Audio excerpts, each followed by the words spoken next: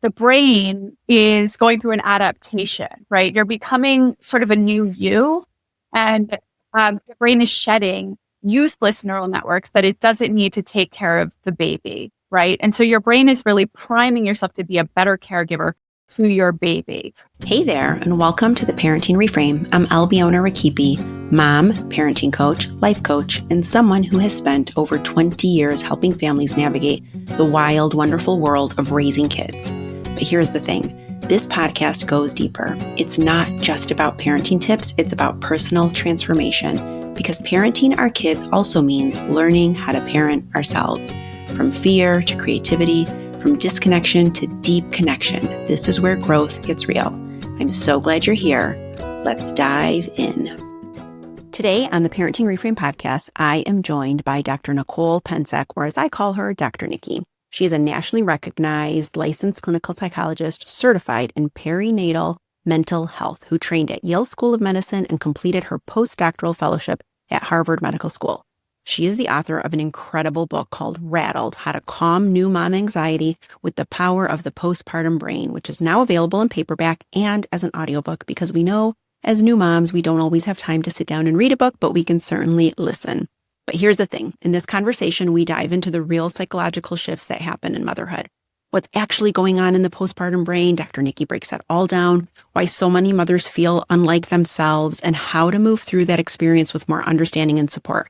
Dr. Nikki shares tangible takeaways. She tells you so many different insights and things to consider and think about. And also her book is so helpful. It's really written for the everyday person who is just trying to navigate a new, as she describes it, developmental phase in their life. But I love her perspective. I love her reframe on this particular time in motherhood. So if you've ever felt overwhelmed, anxious, or like you're quite yourself in motherhood, this conversation is going to make you feel seen. Without further ado, here is Dr. Nikki. Thank you so much for being here. I have been looking forward to this conversation because you have written an incredible book that I think is sort of the epitome of what it means to reframe, what it means to, one, how we sort of see postpartum, culturally speaking, and two, how to reframe it for ourselves, for the women in our lives. And so I showed you right before we started recording, I have all these notes and I have all these things that I'm so excited to ask you about. But I sort of wanted to start, if you are comfortable with this, I love sort of people's stories and journeys. And what I appreciated about yours is that you have so much clinical expertise and all of, you're so well versed and knowledgeable in terms of like the science and the neuroscience of what's happening to us. And then there was this intersection of your own lived experience. So can we sort of start with your journey before we even jump into Rattled and this incredible book that you wrote, and just get a sense of what brought you to that point? Oh, absolutely. Thank you so much for having me. I'm so excited to be here. In terms of my story, so we'll just start right there. I was an academic researcher working in a hospital and, sort of on the path of what I thought was going to be my trajectory for how I was going to build my research career and clinical work. And it was focused on developing evidence-based interventions for caregivers of patients with advanced illness after working with patients with oncology, with cancer. And then, top of my game. And personally, around the same time, I became a mother and I suffered from postpartum mildly with my first kid and more severely with my second. And so with the second one, it was during COVID. My son was in the NICU for 5 weeks. 2 weeks after that, we were on lockdown. Things were really brewing. And I found myself hitting rock bottom. I didn't sleep for 5 days. I was going through postpartum depression and anxiety, OCD in real time, diagnosing myself and understanding what was happening as I was doing it, realizing that I had to protect my brain, right? And luckily, I followed all of the guidance that I give my patients. And I was able to go from rock bottom to thriving very quickly. I was, feeling symptom reduction in about 9 days. I was feeling like a whole new person. thriving in a mere short couple months. And so after that, I sort of had this aha moment, and I went back to the research to understand what happened during this time. How am I feeling better than ever when we're amidst COVID, after I had just, felt my worst and really struggling. I had 2 young kids, but I really felt like I was feeling my best. And so I went back to the research and uncovered a story that's not being told that everyone needs to hear. And I wanted to share it. And as an academic researcher, it was really important to me to highlight the state of the science that we have and get the really solid information out there to the layperson. So I wrote Rattled during that time, and in a more engaging way for the layperson to understand this high quality research that's being done. Amazing. Oh my gosh. I mean, I always say, I was talking to a friend and she said, who's also a writer, and she said, often the books we write are for us first. And then they're the ones that tend to serve in the best way. So I really, really appreciate that. One of the things that I really enjoyed when I was looking at your work and reading is, you have this way of reframing what I describe as like, you kind of challenge the cultural scripts around postpartum. So what are some of those scripts that you were coming across, and even in the research, and what were you kind of starting to untangle as you were kind of walking the walk yourself and healing, really? Absolutely. So, one of the big ones is that postpartum doesn't discriminate. Here I was an expert in treating the very thing that I was going through. And so I was not immune. And I was like, well, if this is happening to me, then what's happening out there? When I have all the resources at my fingertips, I have all the training. And so I really felt like, wow, the stigma, right, needs to be reduced. I felt it was really important to share my story, right? Because if an expert clinical psychologist in this arena goes through this, then no one should feel bad about doing this. And also, when we look at the science, it's not anyone's fault, right? And actually, your brain can be doing everything right, and you're more vulnerable to experiencing postpartum. Yeah, absolutely. And I agree with you. It's like it doesn't discriminate. And I do think, and I'd be so interested to get your perspective on this, but even with all of the information out there, and in this time of like people speaking out a little bit more and whatnot, it still feels like a lot of the women I talk to carry a lot of shame still. Absolutely. There's a ton of mom shame out there. And so I have a whole chapter on mom shame. Yeah. Because I want to reframe it, because also, forget that our culture makes it very difficult to not get postpartum, right? We don't really have the support in place that mothers and families need, right? We don't have good enough paid leave. We don't have streamlined postpartum mental health care. And I think eventually, hopefully we're moving in that direction. And I wanted to do my part by advocating for that. But in my book, I write a very practical book because I want mothers and families and partners to focus on what's in their control, right? And it feels really bad and depressing, right? When we're fighting something we can't control. And by that, I mean, it's hard for mothers when they just have a baby to go advocate, to Congress to change policy, right? And wonderful people are doing that, great. But I bring the book to very practical day-to-day tips that they can focus on how to make things better, no matter what's going on in society, in our world. I wrote this during COVID, and to really focus on what's in your control and that you can still feel your best and get through this, no matter what's going on outside of that. Absolutely. And so I like the idea of, and I kind of thought we could unpack this a little bit. You describe it as, instead of thinking of it as falling apart, your brain is being reorganized.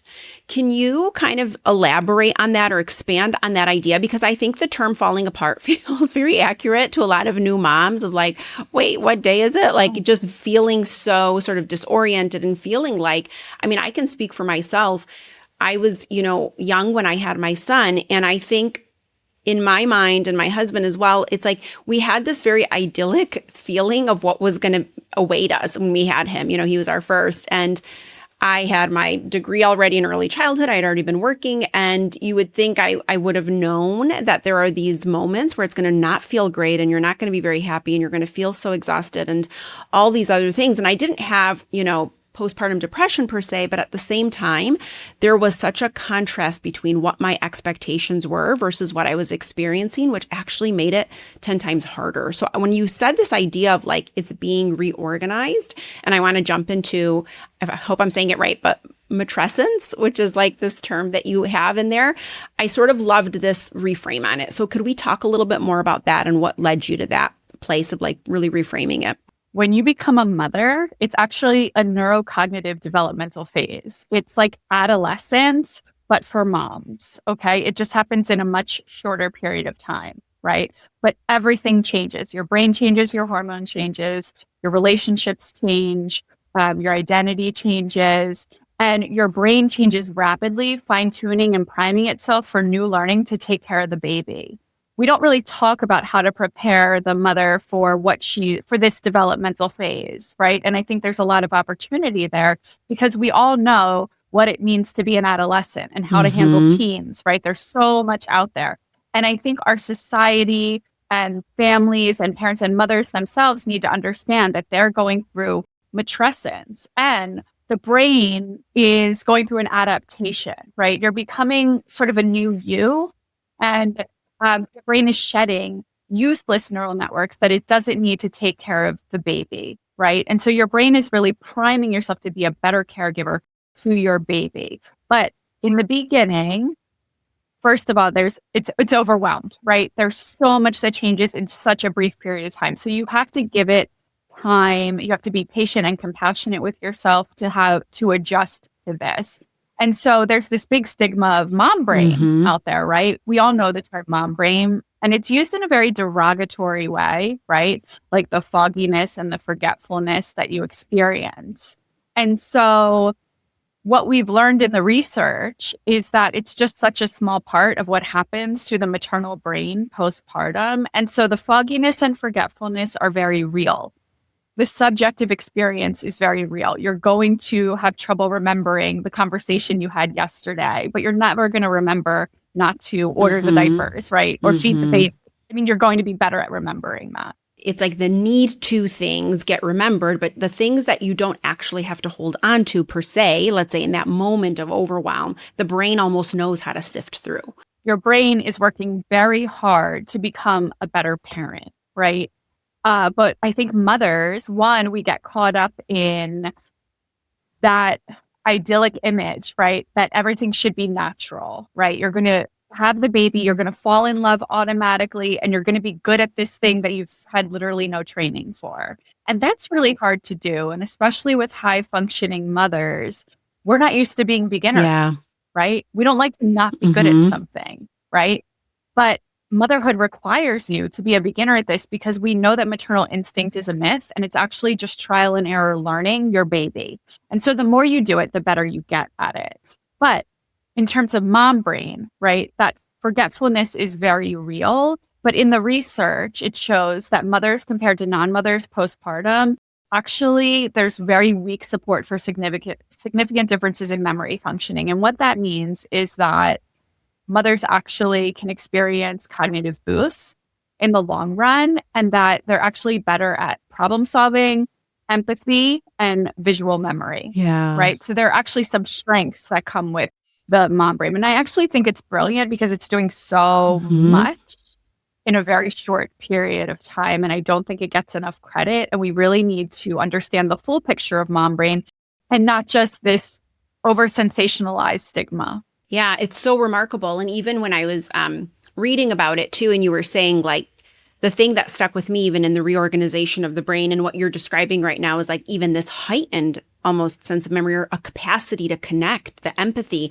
But the intuition piece was fascinating. So this idea that, you know, when we're in that state, you know, it's that we can also expand in all of these other areas, but those often don't get recognized because we're just noticing what's, you know, oh, mommy brain, oh, brain fog, oh, you're doing this. And it always feels like we're kind of falling short or that you're victim to this seizure of the brain that's not allowing you to function in the way that you want, which we know isn't entirely true. So with that, I think, you know, what I enjoyed is this idea of like, pathologizing versus normalizing, which I love that you brought attention to this. I always, jokingly say that, like myself included, I've told my husband this when I was in my graduate program, I was working with adults who had traumatic brain injuries. And part of that was running these batteries and these assessments to see sort of where they were baseline as they were in their healing process. And there was one specific test, standardized test, that really looked at auditory reception, being able to sustain and organize auditory information in the absence of visuals. And I told my husband, I said, if I, God forbid, ever have a traumatic brain injury, I want you to know, even with a, quote unquote, normal brain, I would not pass this test. So I just feel like if you dig hard enough, there's something we could pathologize in all of us. So I said, I just want you to know I wouldn't have fallen within the frame of normal, even while my brain was, all faculties intact. So talk to me a little bit about this idea of where we are over pathologizing and where we can actually integrate some sense of just a normalization for some of these things. I think it's so important to validate how hard it is, right? You're just relentless problem solving 24/7 when you have a new baby. And so you're not recognizing, and I think we need to call attention to all of the things that a primary caregiver is doing, right? They're figuring out how to soothe their baby, entertain their baby, feed their baby, nurture their baby, engage, entertain, all of these things, protect, right? All of these things at any given moment, at any given time. And so you're doing so much, but I think mothers, we get bogged down by the day-to-day, the monotony of the diaper change, right? But all of these things are actually really, good opportunities to challenge and problem solve. And so your brain's actually refining itself and improving as you're doing it. I talk about, building a neural network about changing diapers, right? You've never done that before. But here you are starting to build that network around, okay, what diaper should I use at which time? What's going to be good for overnights? What's good for blowouts? How tight do I make the diaper, right? What diaper cream do I use, right? Does the baby need to be changed? There's just a lot that goes into it that I think if you break it down, we can appreciate the complexity of what's happening, but it doesn't seem like much. And mothers don't get enough, primary caregivers don't get enough credit for all of the things that they're doing. I love that reframe so much. I've written about this idea of really putting yourself in positions where you can be a beginner. So even in the absence of if we even shifted this idea from outside of motherhood for a second, it is the exact same thing. It's put yourself in a room where you're not the best at it. You don't really know what you're doing, and just learn and see and just how good that is from a neurological standpoint, your own sort of sense of resilience. I think when I had my son, one of the things that I appreciated the most, there's countless things that you appreciate about the experience, but for me, I really, after I kind of came out of those first, I would say 2 months, there was this sense of strength about me, this sense of oh my gosh, I just felt very comfortable in my skin in a new way, not in a way that I would have valued before. And the things that I carried maybe more value for me prior to being a mother were just different at that point. So I like what you're saying so much, because it's almost our own developmental stage, our own ability to grow through something challenging and allow our brain to sort of go through that natural process, like you said, of refining and those synapses firing and learning these new things that might seem quote unquote simple on the surface. But at the same time, that is all just so nourishing for us. And if we can see it that way, it certainly positions us in a healthier place to really take in the challenges that also come with what it means to sort of be a new parent. So I was curious to know, because your book does talk so much about just tangibles, and it gives parents this practical language to navigate it. What if you had to talk to somebody who is about to become a new parent, in the next month, what would you kind of advise, or how would you frame it for them? Because I think there is so much good information, and I think there's a lot of misinformation. And I think we're in a time, culturally speaking, where we're just constantly seeking more information. So I always try to tell people, be so careful about your sources and be really thoughtful about what resonates and really what lands, and don't, overconsume, because sometimes that can also cause, overwhelm to the brain. But what would you advise somebody who they're approaching this developmental phase? That's such good advice that you're providing, and I'm so glad. So thank you for doing that, because I think that we can get lost in social media and filtered images, and in influencer culture where they're trying to act as doctors and give well-intentioned meaning advice, but we don't really understand that there's the lack of the science behind it. And so when I wrote Rattled, I really wanted it to be signal amidst all the noise. And so I laid out the book, and this is what I advocate for, speak about all the time, work with my patients about.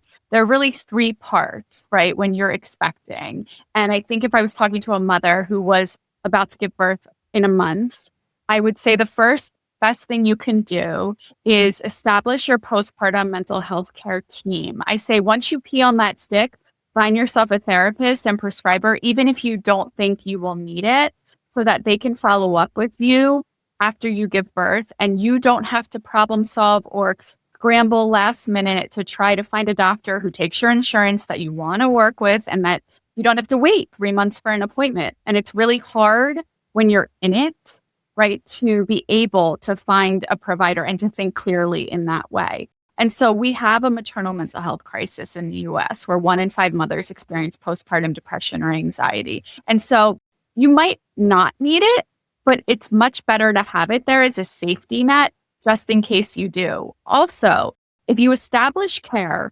prior to having a baby, not to mention, I mean, you can get perinatal depression and anxiety while you're pregnant, okay? But let's say you don't. If you establish care with your mental health care team prior to having a baby, they can give you a really good understanding of your mental health history and your family history and describe to you any unique risk factors that you may have for developing postpartum. And actually, it can be protective because there are actual ways to prevent having postpartum. So that's like the number one thing I advocate for first and foremost, because if you don't have your mental health, you can't really take advantage of my next point, like the two other, main things that I would recommend.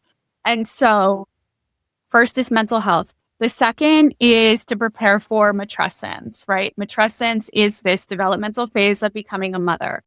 And I lay it out in the book this way. The first part is, all about, mental health. The second is matrescence. And to understand the identity changes, the emotional changes, the mom shame, the mom guilt, the mom rage, baby bonding, breastfeeding challenges, work challenges that come up when you try to return eventually after maternity leave. And so I give science-based, evidence-based strategies for managing all of that.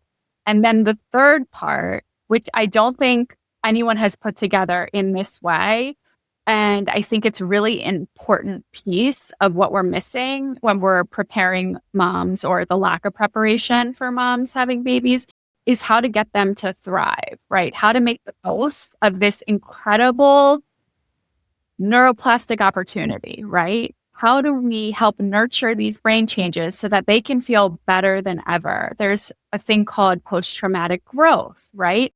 And even the normative experience, even just having a baby is a trauma because everything changes in such a short period of time. So even just a typical childbirth and development without incident of postpartum, you can still get this post-traumatic growth, this newfound meaning and purpose, right? And ways to nurture these brain changes to your advantage. When you're rising to all of these challenges, your brain is becoming sharper, smarter, a better problem solver. And a lot of these skills translate to our day-to-day, even to work. And so I talk about that a lot. And I also talk about just simple ways to nurture the process through self-directed neuroplasticity.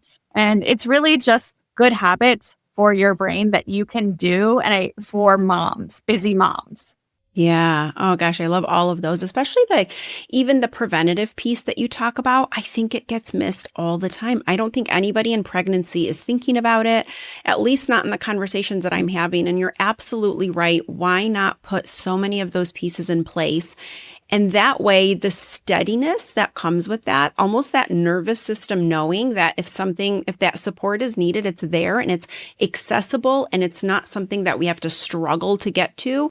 I think that alone can sometimes bring some calm to a situation that can feel easily overwhelming. And the other pieces that you're describing too are so important. And like I described myself, there is this sense of when you can start to see it that way as like, look at what I'm accomplishing, look at what I'm doing, look at how I'm thriving in this situation, look at how I'm managing on, 2 hours of sleep. And somehow I'm still, managing to like do, keep this little person doing well and I'm okay. And, you put one foot in front of the other. And like you said, you're solving these problems as they come up, and they're new problems, which I think is also something that's important to really recognize. So I was curious about, your thoughts on, and you talk about this in the book a lot, but sort of this shift in identity, like once you become a mother. And I also think that stays for a while. I typically work with families and parents who are, have kids that are, let's say, 2 and older, but that identity, I think, in parenthood in general has so many different phases and different stages. And I think it's constantly getting a little disrupted. And I think that becomes really hard as we parent because, to your point, it's like we're a beginner in the postpartum stage and raising an infant and then a baby. And then we're like, oh, I'm good at this. And then they're a toddler and they're screaming no at you. And you're like, oh my goodness, I'm back to the beginner stage again. So then you're trying to figure all of that out. And then maybe you coast really smoothly through early childhood and then you get into adolescence and, or school aged or teens, preteens. And so what are some ways we could really think about, and how does it impact us when we really attach ourselves to that identity, that piece of like, I'm thinking of like cultural norms when I say identity of like, I'm a good mom, I'm a good parent, and kind of fill in the blank. And when that feels challenged, how do we really process? And what's sort of happening even neurologically as we're working through that? I mean, you said so much that 10 questions in one of my specialties. No. Well, first I would say there's no shortage of opportunities where we become rattled in parenthood. I mean, it shakes us up at every developmental stage. I would say when you are going through this identity change, be curious, right? What's going to work for you now? It might be different than what worked for you prior to having a baby. And at every developmental phase, I say this in the book, be prepared for things to be shook up again, right? And never done this as, a mom to a toddler, right? Or what if you have another baby? Then you're a mom of 2 babies and you've never done this with 2 babies at the same time. And so I really encourage compassion, curiosity, being a beginner, but a discovery phase to sort of figure out what's going to work for you now, what feels good now. I mean, your pleasure center changes, things that bring you joy. That's become a mother. And so really, it just shakes everything up. And that is why I wrote Rattled. Yeah. Oh my gosh. It's the perfect answer to that too. And yeah, you're absolutely right. And so rattled, you'll continue to be rattled, and also like just invite the rattling in. I always say, like, if you can get really comfortable with the fact that change is really there to grow us, there's this, it's rooted in Zen, but there's a Zen principle that talks about, and I forgot the author's name to quote him, but he speaks on this so perfectly, but he says, if there's small doubt, there's a small awakening. If there's big doubt about something, there's a big awakening waiting. And if there's no doubt, there's no awakening. So if we're not putting ourselves in these positions where we're naturally going to doubt ourselves because it's new and it's different and it's overwhelming, but there's also so much on the other side of that, and to sort of trust that our capacity to really work through it and to gain whatever it is leading us to is always, always worth it. Can I do sort of a quick fire, like I will give you examples of things that mothers say to me in terms of how they feel in those postpartum stages, and what you, Dr. Nikki, would say to them or how you would guide them? Sure. Can I just add one more thing? Because that was such a good comment. I would say, when you feel rattled in these instances, I would shake it up even more. Like shake that rattle harder, right? And lean into it. Take on a new challenge. I also talk about this because this is the right time to experiment. Your brain is primed for learning, right? Primed for like being a sponge and taking things in. It's an opportune time to learn a new skill, to take on a new project at work, to think creatively at home, and to problem solve with your baby, right? And so don't be afraid to take on these challenges because your brain is primed for it and it will evolve in that way. It's really hard, right? But it can do so much good for your brain. Yeah, amen. Totally agree with that. And that's something, I think that's a skill that we just have to keep remembering too. I think it's really easy. I mean, I like raising my hand here when I say like complacency is my best friend. Like I love things the same. I'm a creature of habit and routine. So, but I know that, and I will intentionally, to use your language, I will rattle things up on purpose. I will say, I have to do something different. I have to change this up a little bit. I need to bring in a little bit of resistance, a little bit of something. So I really appreciate, your reframe on that for sure. Okay. So first one that comes up often is hypervigilance, right? So new moms almost always will naturally feel it's like if your baseline as a parent is worried when you're in that postpartum stage, it's like someone turns it up full blast. So how do we walk parents through what is natural that you want to sort of be aware, and again, it's new, so these are things that are naturally going to cause us to be hypervigilant. Then when does it get out of balance? I love this question because basically your brain is rewiring itself to protect a completely dependent baby for survival. That's your job, keep the baby alive. So you are adaptively and biologically going to be primed to be hypervigilant about your environment, right? And it's also why, if, we look at the stats, OCD in the general population is much less common compared to OCD in the postpartum phase. It's about 8% in new moms and 2% in the general population. And so what that means is that your brain is really doing this adaptive thing, but then it can get into that postpartum OCD over hypervigilance that is really distressing for moms.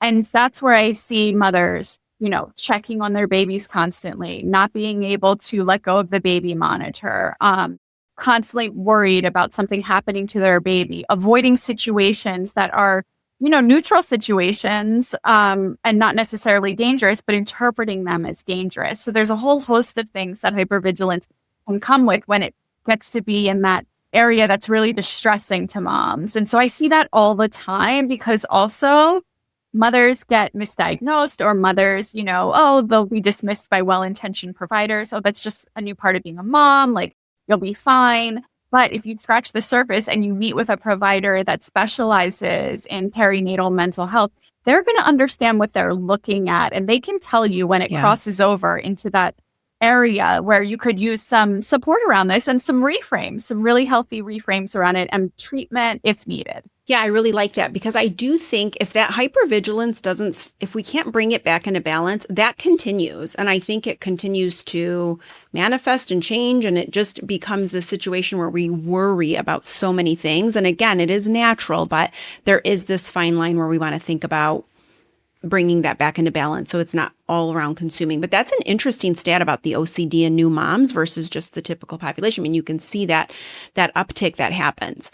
Okay, so the next question that I frequently will get, or that I hear, is how do I really know if it's postpartum, and how do I know if it's just the general sort of effects of when you are a new mom, like I'm just tired, or or it's the hormones. Like, we tend to bypass a lot, especially as women. I think we are quick to say, and I know you note this too, but like, I'm fine, everything's fine.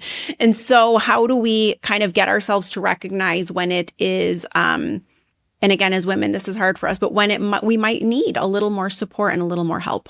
So this is my public service announcement. Let the doctors do their jobs. Yes. As moms, you don't have to actually figure that out. If you're feeling off, and I set the bar very low, right? So that would touch more women. If you're feeling off, talk to someone that's an expert in this area. Talk to your primary care. Talk to your partner. Talk about it, okay? And talk to a professional that can actually diagnose you and take that responsibility off your back. You don't need one more thing to do. Yeah, absolutely. Absolutely. So I don't want you self-diagnosing. I actually want you to go talk about it with someone, and they can diagnose you for you. And if you have that safety net set up, all you have to do is show up to your appointment. Or if it's virtual, hop on your baby. I see patients all the time that have their babies, they're breastfeeding in session, right? Or giving a bottle, or, bumping a baby on their leg. Like, it's natural, right? But you have to do this for you, because you don't need the job of diagnosing yourself as well as all the other jobs that you have with becoming a mom. Yeah. Oh my gosh, I like that. I love the idea of just don't give yourself permission to just ask and just see. I think a lot of times we wait until it feels impossible to manage. And then we're like, okay, maybe I'll say something or maybe I'll talk to somebody. So you're saying the minute it starts to just feel a little off, just talk about it. Just go to and let the professionals do their job. And by the way, I was watching my brain do this in real time and diagnosing myself. And it got to a point where I was like, okay, I know what this is. And what I need to do is protect my brain. And it is a lot easier to treat postpartum and any mental health issue if you catch it earlier on, right? So I knew that I couldn't really wait it out. I didn't want to wait. I couldn't wait months. I needed to sleep. But I've done it before, the white knuckling, right? And I can get through this. And that doesn't help anyone. It really helps to get solid support. Yeah, absolutely. I love that. Earlier is best. And let's not, wait. Like you said, let's not white knuckle our way through this. And it's so interesting how mothers in particular, there's just still so much shame around this idea that we need support, we need help, or just even saying, I don't feel completely great, and just being able to just sit with that. But again, to your point, if these systems are in place beforehand and they're there for you, that is a seamless opening of a door for you if needed. So I love that so much. To your first question about the myths that are out there, right? And I think there's this unspoken, culture out there where it's like mother martyrdom, right? The greater the sacrifice, the better the mother. So if we white knuckle it, if we fight through it, we're a good mom, right? Because we're focusing on our baby, we're neglecting ourselves. Like we're giving everything we can, to our babies. And of course you are. But we also can give to ourselves and take care of ourselves because that's actually the best predictor of how your baby is going to do later on, right? And so root down and take care of yourself, even just for you, because you deserve to have more joy in this period. I mean, I say, what good is a bundle of joy if you can't feel it? And so I want you to hold the baby, but then put the baby on hold and take care of yourself and get treatment, get even just an expert opinion. Yeah. Okay, if you don't know, right? They'll tell you if it's just, normal mom worries, but you have to be asking the right professionals. Yeah, absolutely. I wish I had you when my kids were born. I mean, 20 plus years ago, this was not the conversation. It was just, there weren't a lot of people talking about it. And I remember, just to shed a little light on my own experience, I don't think I had postpartum, but at the same time, I don't know what a doctor would have said because I was in that truck through phase, but I was exhausted. I remember feeling all the things that you're describing, challenges with nursing, not sleeping, the pain from delivering a baby and all the aftermath of trying to heal your physical body after that while caring for another one. There was just so many things. And I remember vividly just thinking to myself, I just had a different picture in my head. And then feeling guilty for feeling that way, feeling ungrateful, which was not the case.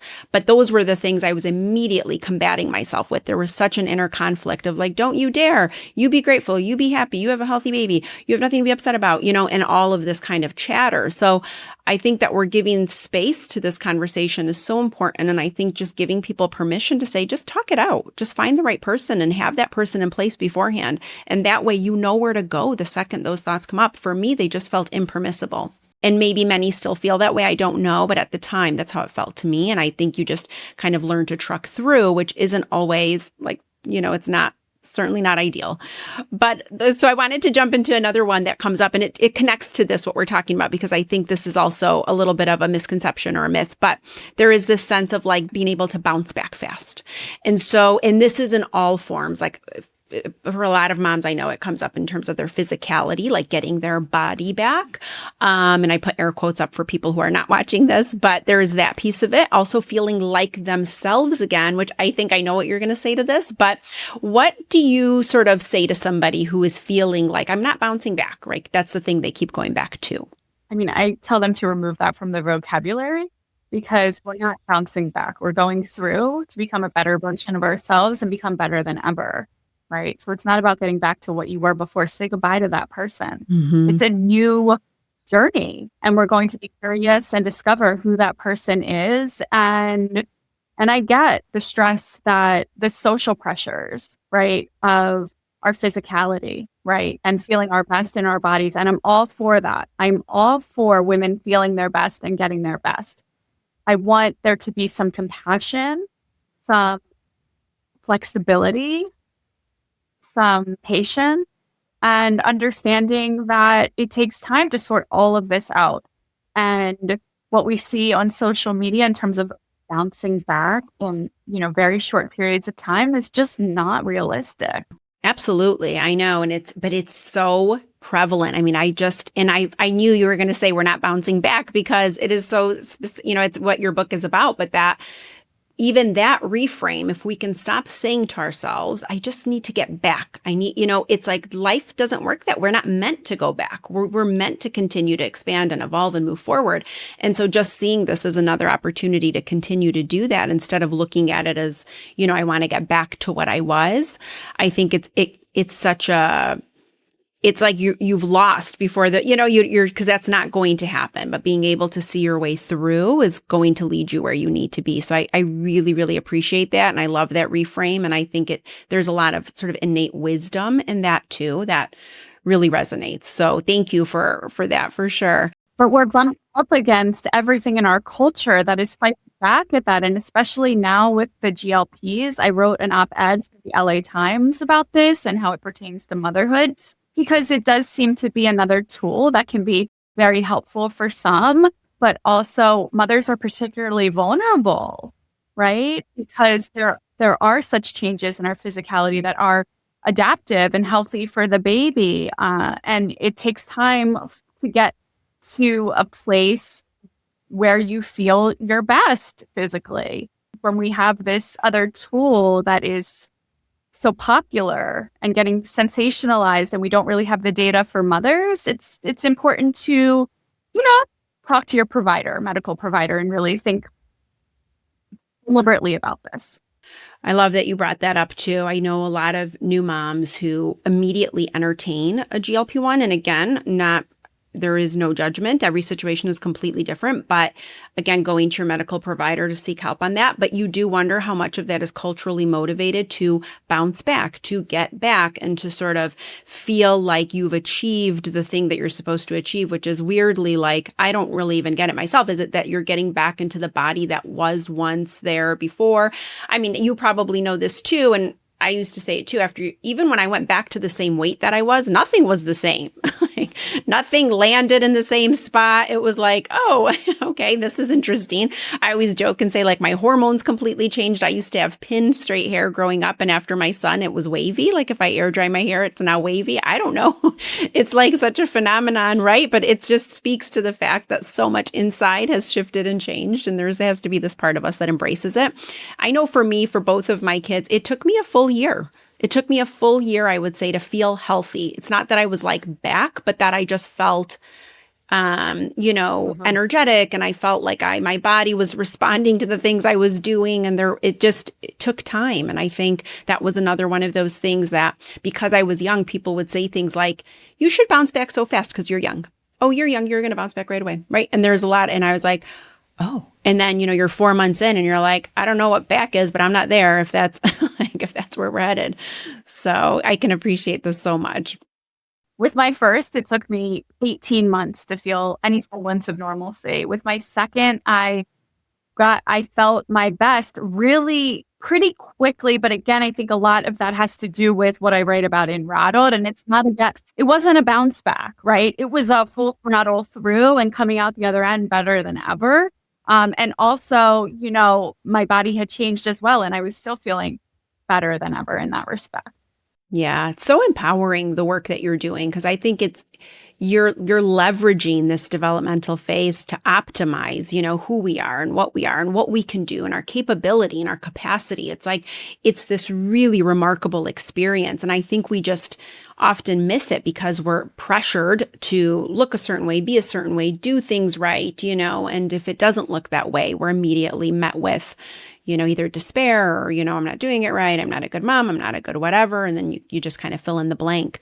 So I kind of wanted to get to sort of that support system that we talked about. How can people around a new mom be supportive in a way that feels, not like just, oh, I'm helping, but like, what are the ways to do it? What are the ways we can support that can feel like it's just bringing ease into that new mom's particular phase that she's in? Right. And so I also want to expand on what you just said as well. I mean, becoming a mother is really this incredible, profound opportunity, right? And I don't think we individually and culturally and in our society, in our workforce, that we're really understanding what type of profound opportunity this is and also how to support it and make the most of it. And so that's another reason why I wrote Rattled. And I think that in terms of supporting a mother, there are many great things you can do. You can actually, check in about mental health, how they're feeling, and help them, speak to someone if they're talking about something that bothers them. You don't have to fix it. Again, like let the doctors do their jobs, but talk about it, check in. I think that educating yourself about matrescence, right? And everything a mother goes through, you can also reframe it for her, right? If you're a partner, and say, oh, I know what this is. You're going through matrescence. Okay. Your brain is changing so rapidly right now, and it's hard for you to think. So let me help you think about this, right? Let's take this off your plate. So that comes into a whole discussion about division of labor. And I reference Brodsky's work a lot in my book as well, but there are very practical things you can do. One of the number one things I recommend is to protect mother's sleep at any cost, right? So that's foundational. That'll help be protective in terms of mental health. And also just feeling her best. If you as a partner can help the mom get 5 hours, 4 to 5 hours of protected sleep time consistently at the same window every night for the first 3 months of having a baby, that will go so far. Okay. And so what that means is that if the mother is breastfeeding, that you as the partner, you get the baby, you're on alert for the baby. If the baby wakes, you bring the baby to the mom. You are with her when she's feeding. So if she falls asleep, it's okay. The baby can still feed, but you're protecting the baby. Then you burp the baby, you change the baby, and you put the baby back to sleep during that window. So that way the mom can really take advantage of that window of sleep consistently. And also mentally, psychologically, I think it's very reassuring to know, okay, last night was a bad sleep night. It didn't go great, but I can still, have that window tonight where I can have that protected sleep time, right? To sleep during that window. And that's going to really stabilize mental health, but also it's just going to help everything feel better. And it's so hard. You need all the brain power you can get. Oh, I love that so much. It makes me think about, I'm right outside of the Detroit area. I'm in the Detroit area. I'm just right outside of Detroit. And there is a friend of mine, Casey, created this. It's really such a special place, but it's called Fourth Try Sanctuary. And it is this idea of creating this space for mothers in their quote unquote fourth trimester so that once they have the baby, they can be supported. And some of the things that they have in their facilities is like they have a napping room and they have doulas who take care of the babies while the mothers just go in and take a nap or have quiet. They have a chef there that prepares them really great food and meals so that they can all eat together and talk with one another. But what really helps them the most, when I've even asked Casey, like, what's the thing beyond that? She always says sleep is number one, the rest that they can just come in and get some rest. And number two is being in community with others. And just being able to feel heard and seen and to go, yes, just to your point of like, set up those systems that we can talk to people. And what she's starting to see, it was a really slow churn in the beginning. I don't think people understood what the service was. Like, wait, what? I'm coming to this place after the baby.